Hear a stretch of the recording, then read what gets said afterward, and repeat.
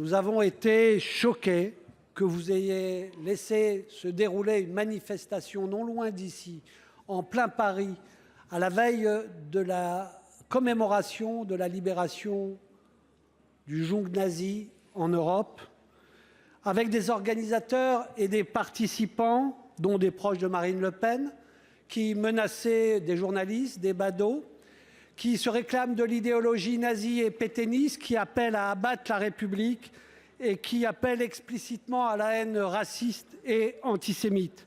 Nous avons été ensuite stupéfaits que le préfet de police, que des ministres, la première d'entre elles, aient pu justifier ce laisser-faire. Comment pouvait-il dire que cela ne constituait pas un trouble à l'ordre public quand, dans le même temps, vous interdisez des manifestations syndicales au prétexte qu'on y fait du bruit avec des casseroles? Merci, monsieur le ministre de l'Intérieur, une fois n'est pas coutume de vous remercier, d'avoir recadré le gouvernement, finalement, jusqu'à votre Première ministre, en ordonnant au préfet, hier, d'interdire ce type de manifestation. Mais comme vous le savez, le GUD, à la manœuvre de celle-ci, s'est reconstitué en 2012. Nous vous demandons, avec d'autres, à nouveau une dissolution du GUD. Et comptez-vous engager des poursuites pour reconstitution de ligues dissoutes? Vous n'avez pas répondu à ma question très précise. Le GUD, quand il s'est reconstitué en 2022, déclarait « Nous sommes sur un groupe qui ne cache pas son racisme ni son antisémitisme. » C'est eux qui le disent. Vous savez que est considéré comme la principale menace en Europe, dans les démocraties occidentales, les groupes d'ultra-droite violents qui se propagent. On vous demande d'agir vite. L'inflation s'est installée durablement à un haut niveau dans notre société. De très nombreux Français vivent au quotidien une austérité de fait qui affecte sensiblement leur pouvoir de vivre. Alors que les défis environnementaux et sociaux sont immenses, le rétablissement des comptes publics ne doit pas se faire au détriment de l'action publique, celle de l'État comme celle des collectivités qui sont en première ligne auprès de nos concitoyens. Au terme de l'année 2023, l'inflation se sera traduite par une perte à euros constants de plus de 1 milliard d'euros pour la seule DGF. L'inflation est très supérieure à 10% pour le panier du maire et elle va durer. À ce niveau, vous ne pouvez pas laisser l'action publique locale s'affaiblir durablement. Dans ce contexte, les élus constatent que les filets de sécurité et autres amortisseurs ont des limites. En matière d'investissement, des préfectures constatent des taux de réalisation d'à peine 60% sur le cycle de mandat et rendent des crédits. Il n'est pas normal que des collectivités renoncent à l'action pour cause de capacité d'autofinancement dégradée par la conjoncture ou de complexité administrative de gestion des dossiers. Par exemple, une gestion différente des dossiers éligibles à la DETR devrait être proposée par votre gouvernement pour soutenir les projets des élus locaux.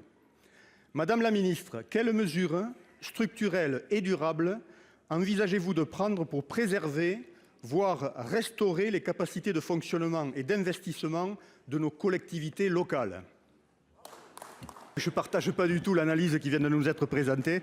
Écoutez, madame, en vous écoutant, nombre de collectivités vont connaître des jours très difficiles. Et moi, j'ai compris qu'elles sont partie intégrante du plan d'austérité que vous êtes en train de mettre en place. Donc, à l'inverse, nous pensons que pour répondre aux besoins des Français, les moyens des collectivités doivent être préservés à tout prix. Nous restons avec les élus locaux dans l'attente de mesures rapidement efficaces. Après l'immobilisme de votre gouvernement lors du quinquennat précédent, il aura fallu attendre un drame pour que vous vous saisissiez du sujet de la petite enfance et des crèches. Nous le savons pourtant, la situation n'est pas nouvelle.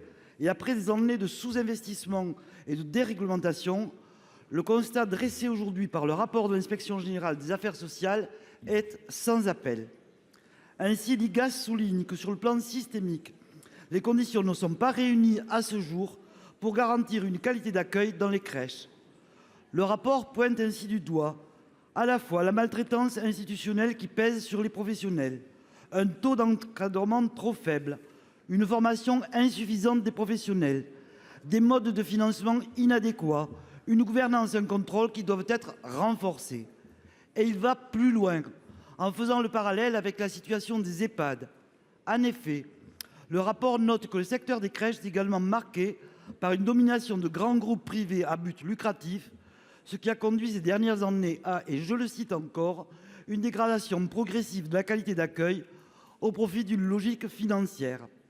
Après les hôpitaux, les EHPAD, c'est au tour des crèches de subir le délaissement de la part de la puissance publique, et ce, au profit de la logique marchande. Alors, monsieur le ministre, quand allez-vous enfin réformer et investir dans le secteur de la petite enfance pour permettre à chaque enfant d'être accueilli dans des conditions qui garantissent son développement et son bien-être? Monsieur le ministre, vous venez de parler des 39 propositions formulées dans ce rapport de l'IGAS. C'est certes vrai. Quand vous dites qu'il y a de l'hétérogénéité dans le service public ou dans les services privés, n'oubliez pas que les normes en qualité de personnel ne sont pas les mêmes dans les crèches privées que dans les crèches publiques. Les normes ne sont pas les mêmes et vous savez bien que le personnel est la dépense essentielle dans le fonctionnement d'une crèche. Nous avons besoin d'actes, monsieur le ministre, pas d'intentions vagues et sans calendrier. Il est temps de mettre en place un véritable service public de la petite enfance.